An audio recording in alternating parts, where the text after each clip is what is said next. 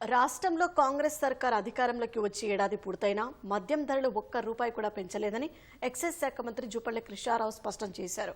అక్రమ మద్యం సరఫరా, గుడుంబా తయారీ, మాదక ద్రవ్యాల విక్రయాలను నిలువరించేందుకు ఎక్సైజ్ శాఖ కఠిన చర్యలు తీసుకుంటున్నట్లు ఆయన వెల్లడించారు. గత బీఆర్ఎస్ సర్కార్ మద్యం తయారీదారులకు బిల్లులు చెల్లించకుండా 2,500 కోట్లు పెండింగ్ పెట్టిందన్నారు. త్వరలో దశల వారీగా పెండింగ్ బిల్లులు క్లియర్ చేస్తామంటున్న జూపల్లి కృష్ణారావుతో ఈటీవీ ప్రతినిధి తిరుపాల్ ముఖాముఖి ఇప్పుడు చూద్దాం. ఎక్సైజ్ శాఖ మంత్రిగా బాధ్యతలు చేపట్టి ఏడాది పూర్తయింది.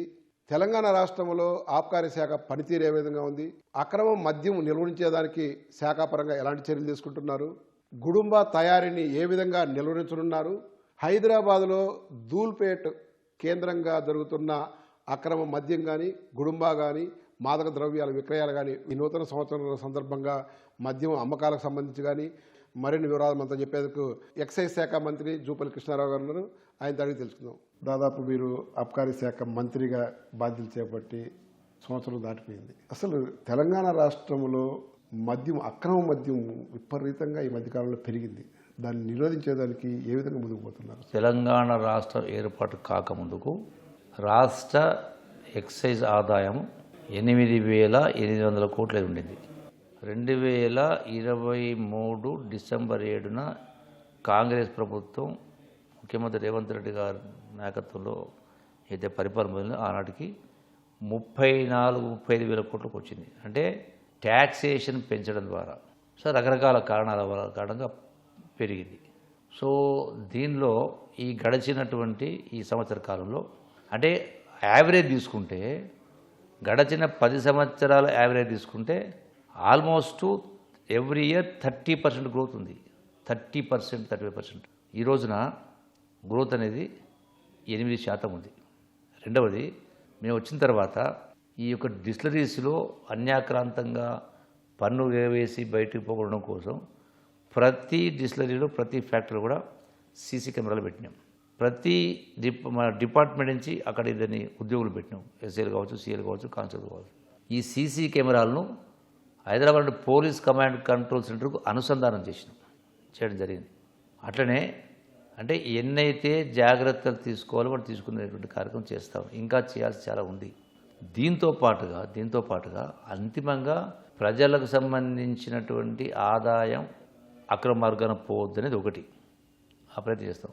దీంతో పాటుగా ఈ రోజున ఈ డ్రగ్స్కి సంబంధించి కాబట్టి ఇంకోటి కావచ్చు.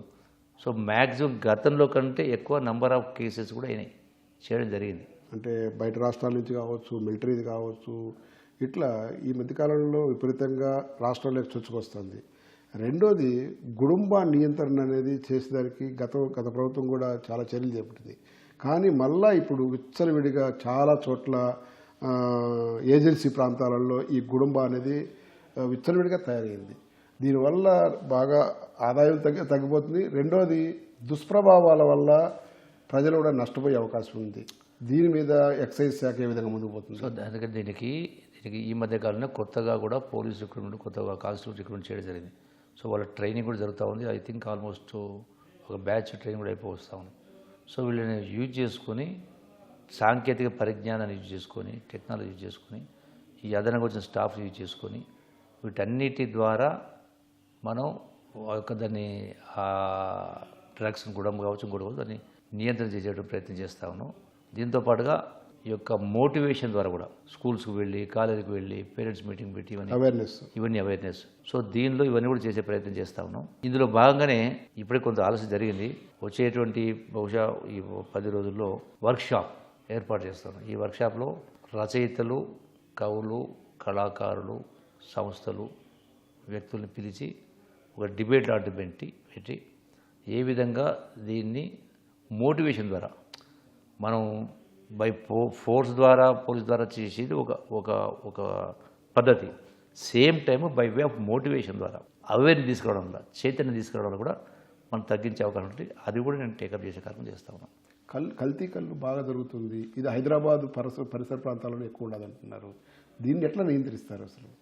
సో దీన్ని సరే, ఒకటి ఇన్స్పెక్షన్స్, టెస్టులు, కేసులు, యాక్షన్, తర్వాత దానికి బానిసలైనటువంటి వాళ్ళను ఈ మోటివేషన్ ద్వారా ఎడ్యుకేషన్ ద్వారా తగ్గించిన ఒక పద్ధతి. ఈ రెండింటిని ప్యారలల్గా ముందుకు తీసుకెళ్లే కార్యక్రమం చేసి షార్ట్ పీరియడ్ దాన్ని తగ్గించే ప్రయత్నం చేస్తాం. సార్, మీ శాఖలో అవినీతి విపరీతంగా జరుగుతుందని చెప్పేసి పెద్ద ఎత్తున ప్రచారం జరుగుతుంది. దానికి సంబంధించి ఏమన్నా మీ నోటీస్కి వచ్చిందా? ప్రచారం దేని ద్వారా జరుగుతుంది? రెండు రకాలు. ఒకటి వాస్తవాలు, రెండు అవాస్తవాలని కూడా వాస్తవాలు రాజకీయ కోణంలో పత్రిక ద్వారా తమ పార్టీల పత్రికల ద్వారా సోషల్ మీడియా ద్వారా బదనాం చేయని కార్యక్రమాలు జరుగుతూ ఉంటాయి. ఆ మధ్యకాలంలో బిగినింగ్లో ఒక పేపర్లో ప్రధానంగా వచ్చింది ఏమని, బీర్లు దొరుకుతలేవు అని. తర్వాత ఇంకేమొచ్చింది, ఏదో స్కెచ్ చేసిండ్రు, ఆ రాయలసీమారిగా ఆ బ్రాండ్లు లేకుండా ప్రయత్నం చేసిన రకరకాల ప్రయత్నం. అంటే గత ప్రభుత్వ హయాంలో బీరు సప్లై చేసేవాళ్ళు కావచ్చు, విస్కు సప్లై చేసేవాళ్ళు ప్రభుత్వం సుమారుగా 2,500 నుంచి 3,000 కోట్లకు బకాయి పడ్డది ఇవాళ చెల్లింపులు కాదు. ఈ ప్రభుత్వం వచ్చిన తర్వాత కూడా అవి ఒక 2,000 కోట్ల బకాయి లేదు. సో కలిసి 5,000 కోట్లు బకాయి లేదు. ఒకవైపున గత ప్రభుత్వం వీళ్ళకు రేట్లు పెంచలేదు, బిల్లులు ఇవ్వలేదు. మేము ఏడుకెళ్ళి తెచ్చామన్న కింద వాళ్ళ సప్లై బంద్ చేసింది. సప్లై బంద్ చేసే వరకు మార్కెట్లో బీర్లు లేవని గోలగోలు బిల్లు దొరుకుతుంది. అందరు ప్రతిపక్షాలు మాట్లాడారు. వాస్తవే కొంత కొరత ఏర్పడ్డది. కొరత ఏర్పడ్డప్పుడు ఒకవైపున ఏమంటారు, విచ్చలవిడిగా మద్యం ఆదాయం పెంచుతూ ఉన్నారని ఒకటి మాట్లాడతారు. బీరు షార్ట్ అయ్యే వరకు బీరు దొరుకుతుంది మళ్ళీ వాళ్ళే మాట్లాడారు. ప్రధానంగా విమర్శలు వచ్చింది ఏంటంటే, మీరు ధర నిర్ణయించడంలో చాలా ఎక్కువ నిర్ణయించారు, మిగిలిన వాటితో పోల్చుకుంటే 300 రెట్లు అదనంగా నిర్ణయించారని కదా. బీరు రేటు మిగతా రాష్ట్రాల కంటే మనది తక్కువ ఉంది. మనది 24-30 రూపాయలు కొంటుంటే అది 45 రూపాయలు ఉంది. సో రేటు పెంచిన కమిటీ అపాయింట్ చేసిండ్రు, అది ప్రాసెస్ నడుస్తూ ఉంది. ట్యాక్స్ మేము కొత్తగా ప్రభుత్వం వచ్చిన తర్వాత ₹1 కూడా ట్యాక్స్ పెంచలే. ₹1 ట్యాక్స్ పెంచలే. గత ప్రభుత్వం పెంచింది, అదే నడుస్తూ ఉంది. ఇక ఎక్కువ తక్కువ క్వశ్చన్కి వస్తుంది. మేము కొత్తగా ఏమైనా రేట్లు పెంచి ఉంటే, రేట్లు పెంచడం ప్రతి 2 సంవత్సరాల కోసం రేటు పెరుగుతుంది. ఇక మా ప్రభుత్వం వచ్చింది ఇప్పుడు పెంచలే, అది కమిటీకి అప్పచెప్పిన కమిటీ డిసైడ్ చేసిన తర్వాత నిర్ణయం చేస్తారు. బకాయిలు అంటున్నారు. చాలా మంది కూడా మాకు చెల్లించడం లేదు, మేము చిన్న వాళ్ళం, పెద్ద కంపెనీలు ఎట్లా ఒకట్లా ముందుకు పోతున్నాయి, ఈ ప్రభుత్వం ఏమైనా చెల్లిస్తుందా అని అడుగుతున్నారు. అసలు ఏంటి బకాయిల్ని పూర్తిగా క్లియర్ చేసరికి అందరికీ 5-6 ప్రభుత్వ ఆర్థిక పరిస్థితిలో గత ప్రభుత్వం 40,000 కోట్ల రూపాయలు బకాయి పెట్టిపోయింది. అందులో ఎక్సైజ్ కూడా 2-3 వేల కోట్లు ఉండింది. సో వాటిని తగ్గించుకుంటూ ఎవ్రీ మంత్ ఇస్తూ ఉన్నారు. ఎవ్రీ మంత్ రెగ్యులర్ ఇస్తూ పాత బకాయిలు కూడా రెగ్యులర్గా పేమెంట్ చేసే కార్యక్రమం జరుగుతూ ఉంది. అది ఫైనాన్స్ డిపార్ట్మెంట్.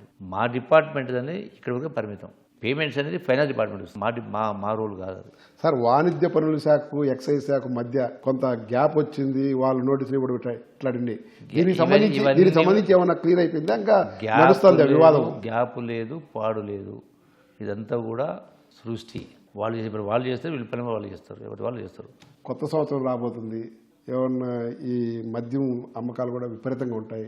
ఆ స్టాక్ పెంచేదానికి కానీ, లేకపోతే కొన్న క్రైమ్ నిరోధించేదానికి కానీ శాఖాపరంగా ఎలాంటి చర్యలు తీసుకుంటున్నారు ఏంటి?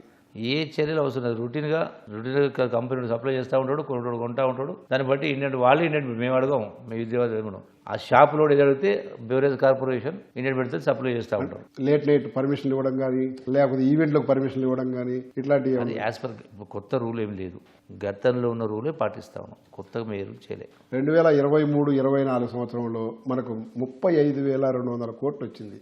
ఇప్పుడు 24-25 సంవత్సరంలో, ఈ ఆర్థిక సంవత్సరంలో ఎంత ఆదాయం వచ్చే అవకాశం ఉంది ఎక్సైజ్ ద్వారా? గ్రోత్ గతంలో ఎట్లా గ్రోత్ ఉందో అదే పర్సెంటేజ్ ఉంటుంది, కొంత అటు ఇటు. Okay sir, thank you. అక్రమ మద్యం నిరోధానికి, గుడంబ నిరోధించేదానికి ప్రత్యేక చర్యలు తీసుకున్నట్టుగా ఎక్సైజ్ శాఖ మంత్రి జూపల్లి కృష్ణారావు చెప్తున్నారు. ఆదాయాన్ని పెంచేదానికే కాకుండా ప్రజల్లో అవేర్నెస్ తీసుకొచ్చి దుష్ప్రభావాల మీద కూడా పెద్ద ఎత్తున అవగాహన సదస్సులు కూడా ఏర్పాటు చేయనున్నట్లు మంత్రి చెప్తున్నారు. కెమెరామెన్ మల్లికార్జున రెడ్డితో తిరుపాల్ రెడ్డి, ఈటీవీ న్యూస్, హైదరాబాద్.